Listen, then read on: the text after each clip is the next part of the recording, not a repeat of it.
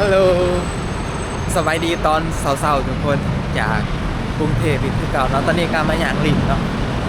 เป็นสกายวอล์กแบบใกล้ๆ BTS พร้อมพงษ์นะทุกคนอย่างมาแล้วมันจะเป็นแบบสกายวอล์กแบบว่าแบบเขาจะปลูกต้นไม้อ้อมรอบเลยนะเป็นแบบนี้นะธรรมชาติไปว่าแล้วก็อีกฝั่งหนึ่งมันจะเป็นสวนเนาะ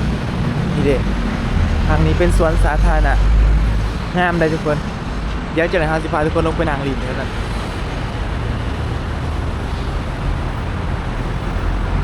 วิวรอบๆเนาะก็จะมีตึกสูงๆอ้อมรอบอันนั้นจะเป็นตึกไอเกียบ่ทุกคนจะพาทุกคนอย่างไปหอดพูนเลยจะหอดสุดเลยทุกคนคือมันเป็นสกายวอล์กที่แบบเขาจะปลูกต้นไม้ใส่ข้างๆงามเลยทุกคนเวลาเขาอย่างแบบจะคือแบบเอาอย่างในป่าสินะนี่เพื่อก็จะมีการทำความสะอาดตลอดนะเดี๋ยวคุณกำลังทำความสะอาดทุกคนแท้นี่เขากับไกลไปไกลมาตลอดแต่ว่าก้าวบ่เคยขึ้นมาอย่างจ้าเถื่อเนาะมาอยู่ปี2 ปีหากับปีนี้เนาะ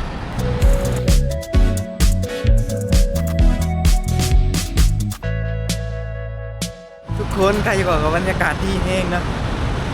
อากาศมื้อนี้บ่ร้อนและก็บ่หนาวพอดีแบบย่างลิ้นม่วนๆนะ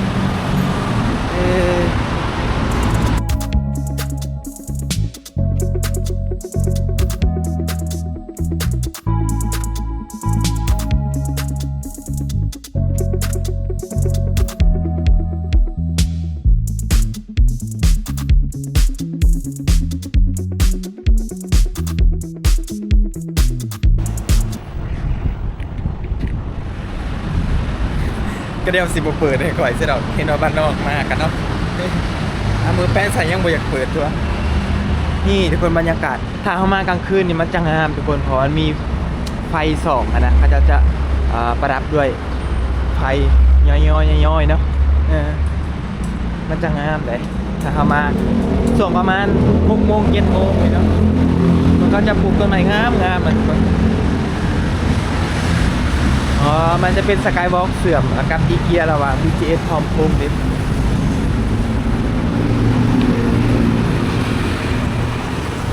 ที่จริงค่ะเราอยากลงทางคุณก็ได้ทุกคนแต่ว่าเห็นสกายวอล์กแบบมันงามนะก็เลยว่าสิพาทุกคนอยากมาเบิ่งแล้วก็สิกลับไปที่สวนนั้นต่อ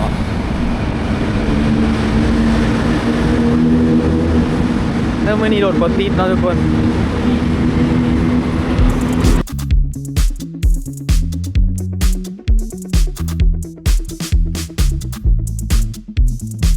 เห็นรูปบ้านนะทุกคนงามเลยนี่บรรยากาศนะทุกคนพ่อความเหมาะในสวนก็จะมีบรรยากาศรอบหอบมีตึกสูงๆอ้อมหอบอยู่ดิ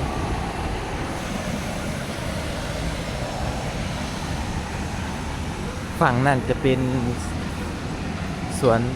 ฝั่งนั่นจะเป็นแบบโซนให้แบบเด็กน้อยลิ้นนะทุกคน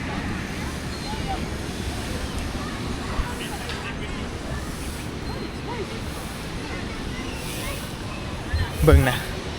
มีแต่รูปพลังมีแต่ผู้เป็นตะแพง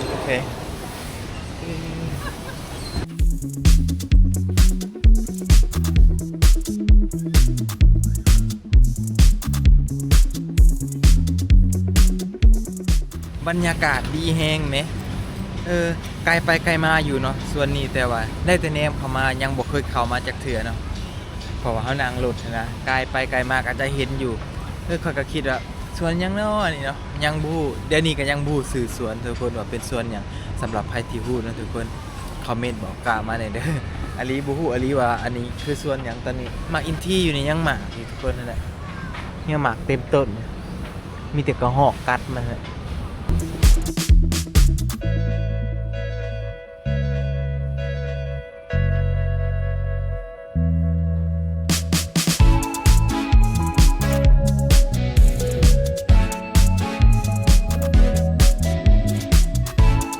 อัปเดตทุกคน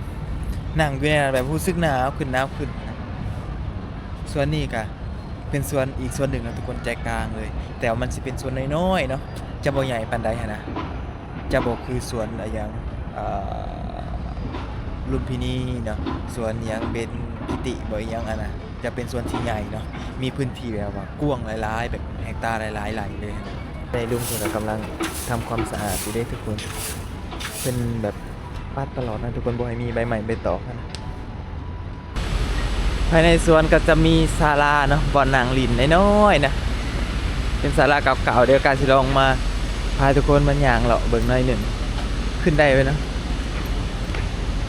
เพราะย่างแบบบึ้มเลยนี่มีแต่ขี้นกเลยทุกคนเลยแน่ไปฝั่งนั้นเฮาก็เห็นอีเกียไอเกียดูไหมทุกคนคนเขาเจ้ามาแบบออกกำลังกายมานอนอาบแดดนะทุกคนเฮาก็ลืมถือผ้ามากระสั่นข่อยกับที่นอนในห่มไม้มืดได้มื้อนี้ขนาดทุกคนเวลากลับมาอยู่กรุงเทพนะทุกคนกาแบบหมักแบบนี้นะทุกคนแบบมันมีสวนสาธารณะเนาะหลายสวนเนาะเฮาแบบ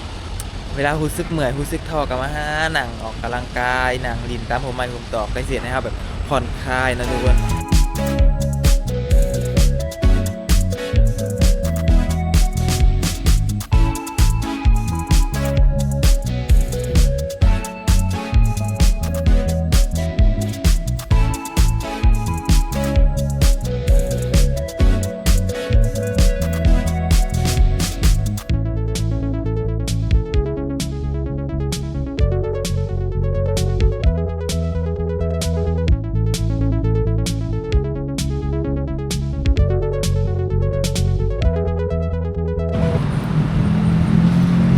ทุกคนว่าสิมาเราหากินข้าวมาอาหารตามบังหุงเนาะก็เลยแวะเซเว่นซื้อซีวิตกับถั่วเขียวแล้วเขาสิเบิ่งห้านที่ค่อยมามื้อเช้านี้เดี๋ยวเฮาเห็นห้านตามบังหุงแล้วก็มีปิ้งนำนะแค่บ่ได้แล้วปิดแล้วบ่จักจะอยู่บ่ได้มื้อเช้านี้เฮามามื้อเช้าเฮาเห็นอยู่ปิดแล้วปิดแล้วบ่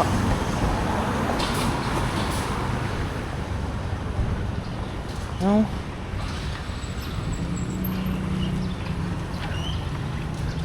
เข้ามาเมื่อเช้านี่ทุกคนอยู่ในนี่แหละ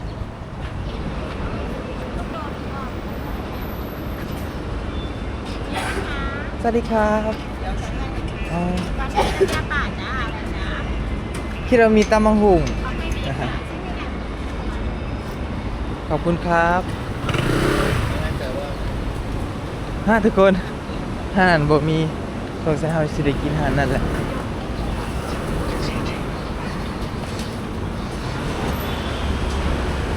มีเศร้าดีมากเลย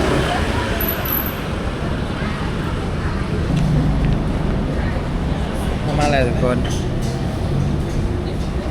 ผัดไทยไก่ความตั้งใจของเราแต่ละเทื่อนะบ่เคยสำเร็จแต่เทื่อนะมื้อนี้ตั้งใจว่าสิมากินตำบักหุ่งได้กับกินแทนเนาะได้มากินผัดไทยนะทุกคนตำบักหุ่งที่เราอยากกินเราบ่ได้กินซ้ำอาหารข้างๆเขาจะปิดเนาะเสียดายเพราะว่าอาหารแบบนั้นเป็นแบบออริจินอลเลยนะสิแซ่บเอามาแล้วเดี๋ยวมันเย็นผมข่อยแม้ผมข่อยพึ่งแม้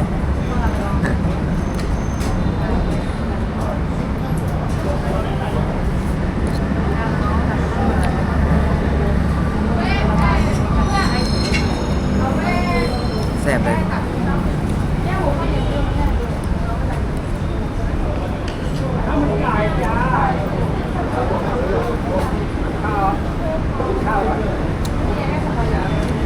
คนหลังจากเรากินข้าวแล้วนะเราสิมาแวะซื้อหมักไม้ซื้อมองไปแก้ส่วงชอบสุกๆหน่อยนะนี่ก่อน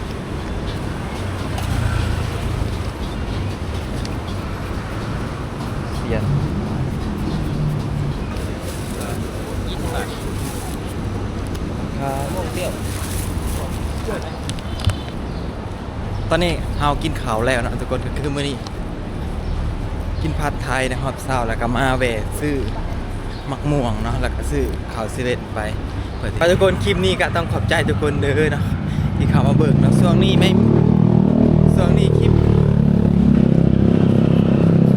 คลิปเฮาก็ต ตกอัพเลยเนาะทุกคนเป็นซ่องตกอัพผมมียอดวิวหลายแล้วผมมียอดวิว